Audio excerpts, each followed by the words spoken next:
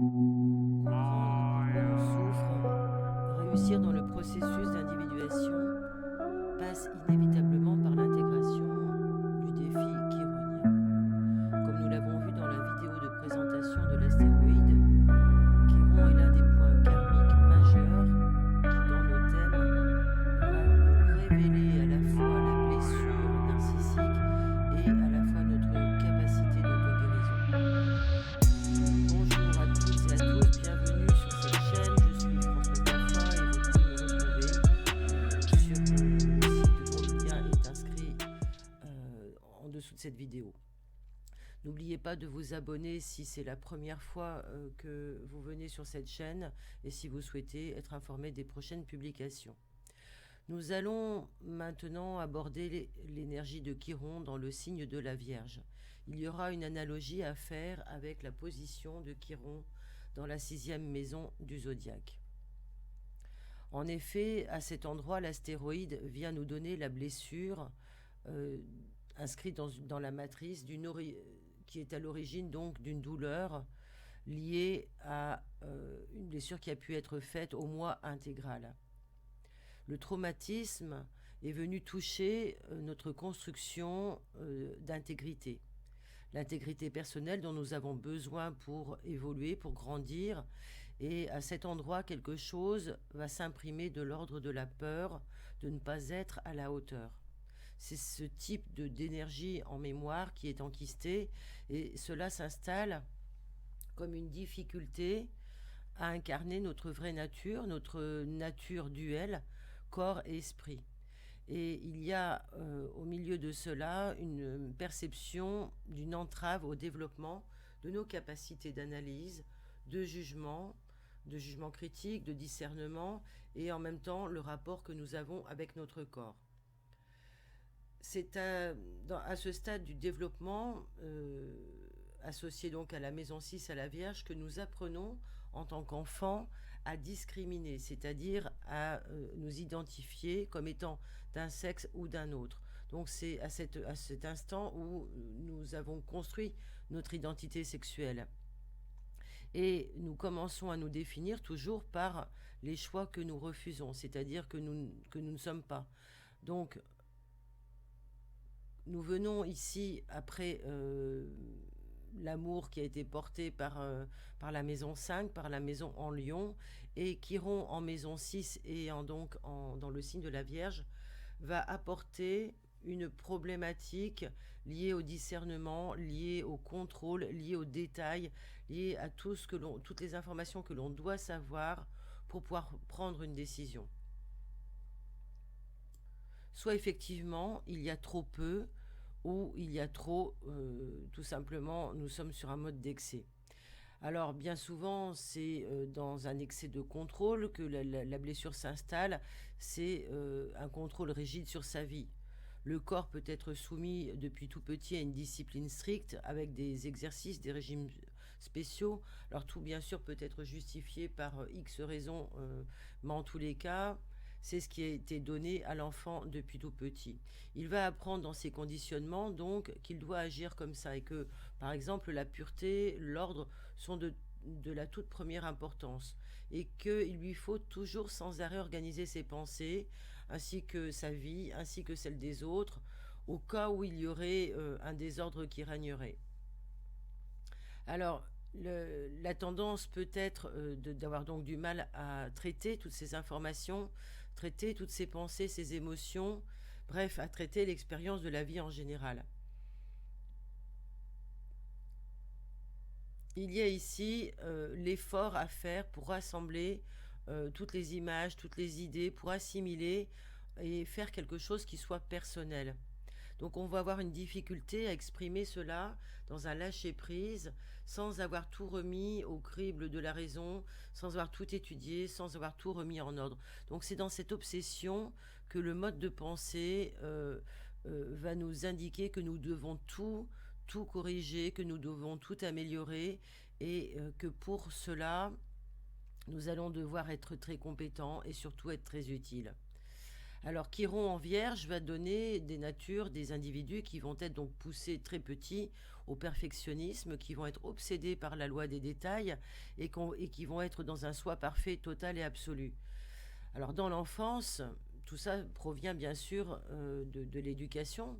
En plus de ces mémoires, l'éducation va servir à réveiller les mémoires et cette éducation, elle comprend forcément à un moment donné un abus d'autorité ou un abus d'exigence.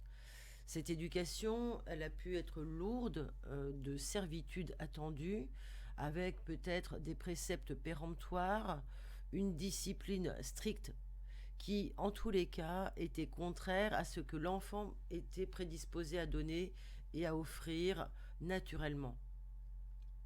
Puisque intrinsèquement, il a cette capacité à s'offrir, à se rendre utile avec la Vierge.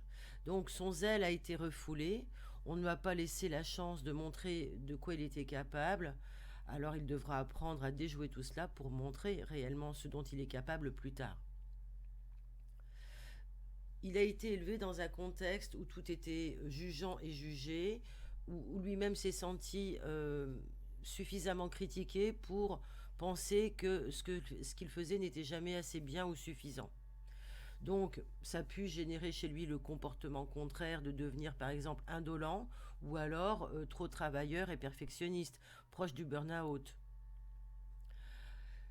Cette répression qui a fait qu'il a été jugé comme inacceptable, qu'il a dû parfois obéir et que cela a dénaturé ses véritables fondements, eh bien, ont fait qu'il a réussi à douter de sa capacité à servir, à être utile en ce monde.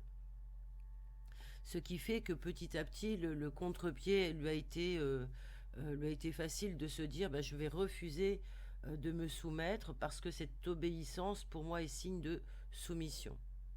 Alors il peut donc être devenu un adulte allergique à l'obéissance, à tout ce qui comporte un ordre, et donc ça peut être des gens qui ont de la difficulté à s'installer dans un cadre professionnel par exemple, et qui peuvent avoir du mal à supporter le rapport contractuel du travail, le rapport même de la hiérarchie ou tout simplement tous les rapports où il y a une sorte de ce qu'ils peuvent considérer comme soumission. Mais ces natifs vont avoir tendance à confondre la soumission et le fait de subir, ce qui n'est pas du tout la même chose. Se soumettre, c'est se mettre activement sous quelque chose qui est supérieur à soi. On se place tout simplement en dessous. Et en cela, c'est un acte d'intelligence qui est effectué. Et cela ne veut pas dire capituler, mais c'est simplement se mettre dans la reconnaissance qu'il y a quelque chose de supérieur, que ce soit une hiérarchie, que ce soit un ordre, que ce soit un paradigme, que ce soit une conscience supérieure. Alors que le fait de subir, c'est d'être à l'état passif. À la limite de l'inconscience, c'est de simplement sentir qu'on est sous le joug ou sous la coercition de quelque chose ou de quelqu'un, et que l'on perd à travers cela son intégrité puisque l'on se résigne et qu'on courbe l'échine involontairement. En maison 6, c'est dans le signe de la Vierge, donc la douleur, elle est que justement il y a eu cette confusion à la base et on répète cette blessure en se sentant amoindri, diminué. On est pris en otage dans cette mémoire et on est là d'ailleurs pour la dissiper, pour sortir de ce fait de subir. Car subir, c'est rester quand même dans la négativité de ce qui a été transmis dans l'arbre généalogique. Alors la clé à intégrer serait que la douleur ne vient jamais de ce qui est au-dessus, mais plutôt de ce qui est en dessous. Et donc, il faut comprendre que toutes les crises qui concernent la santé, le travail, la notion de service, eh bien toutes ces crises sont là pour nous permettre d'avoir le discernement de tout ça. Et c'est en développant peut-être ces qualités en conscience, de perfectionnisme et d'exactitude que le natif va avancer sur le chemin de son évolution. Le cadeau à la suite donc de la guérison, bah, ça sera un accès à ce qui fait qu'on est utile en société. C'est l'aptitude à servir délibérément et véritablement la vie telle qu'elle se présente Et c'est la capacité à le faire de manière concrète et pratique. Le corps étant et l'esprit étant à notre service et ils peuvent œuvrer ensemble. Voilà comment on va pouvoir découvrir sa fertilité créatrice avec un chiron en vierge en travaillant donc par exemple dans le domaine de la santé, de l'enseignement ou en offrant son aide et sa guidance à nos plus proches. J'ai terminé cet audio. Je vous remercie pour votre écoute. J'espère que cette étude vous aura éclairé, apporté des éléments de compréhension sur votre chiron en vierge ou en maison 6. Maintenant, si vous souhaitez avoir plus de précision et bien sûr plus de liens avec les mémoires qui peuvent être intriquées dans cette position, n'hésitez pas à me consulter. Vous avez le lien en dessous de la vidéo.